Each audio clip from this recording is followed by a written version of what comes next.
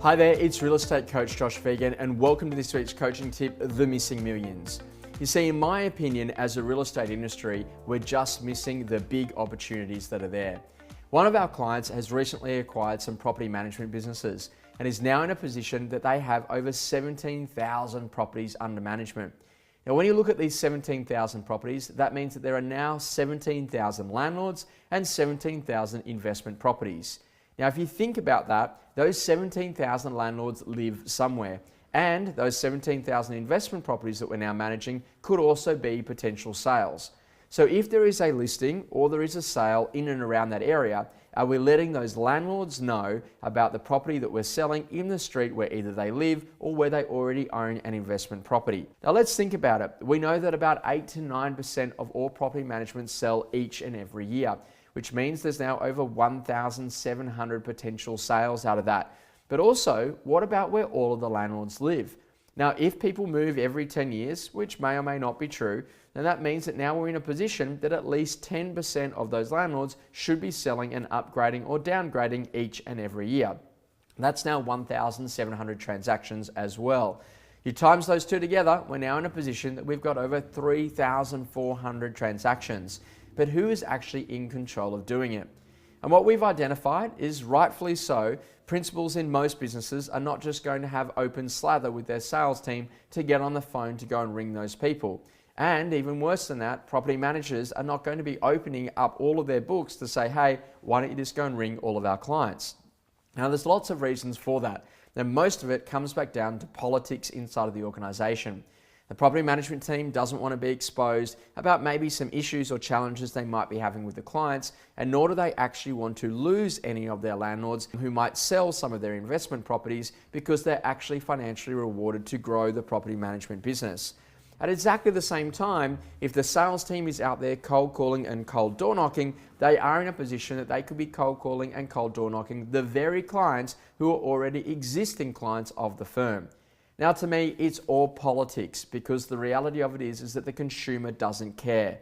And if the consumer was sitting here in the meeting with us today, well, they'd be saying, you know what, if there is a listing or a sale in my street, call me. So who's going to take responsibility? What some of the innovative businesses are doing that we're working with is that they're actually employing full-time salespeople to only look after the landlords specifically, and or to look after the landlord's investment properties specifically. That way, they can be building a relationship with the existing landlords. So when a landlord wants to sell one of their properties, they're then offering that to all of their existing landlords first to maintain the management of that property before it goes live to market.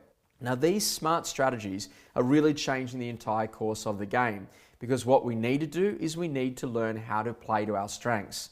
Now, our industry is fascinated with lead generation websites and people that will sell you leads because, frankly, we're lazy about generating them. But what a great business will do is it will play to its strengths, and that would be to work with its existing customers. Now, to give you a bit of an idea, those 17,000 landlords are now also in a position that the majority of them have debt. Now, if you think about the debt, what does that look like? They've probably got some sort of mortgage over either their investment property or over the property that they're currently living in. Now, if you think about that, if they all had a minimum of, say, $500,000 of debt on their properties, and you looked at those 17,000 landlords, and we were in a position that we were only able to get maybe 10% of that loan book, then that should mean that there is over $850 million worth of loans just sitting inside of that particular group of people. So when we talk about this business, one of the challenges is to start to think about their financial division, and in their home loans business, they're really struggling to get agents to refer the leads. And what I'm saying, why don't we just get on the phone to those 17,000 landlords and see whether or not we can refinance their existing properties. Now, if that's not enough, there is a whole heap of other opportunities, including connections. That might be gas, electricity, internet, and also to other opportunities that might be sitting inside of the business, not only around conveyancing services, but also, in addition to that, getting people to think about insurances on the property. Not only the insurance of the home, but also the contents of the property itself. And all of these connection companies and insurance companies are itching to get the leads that the real estate industry could generate for them. So are we actually thinking big enough? Are we playing to our strengths, and do we really know how to serve our customer? Because if we really understand the size of the opportunity, then the pain of change is worth it.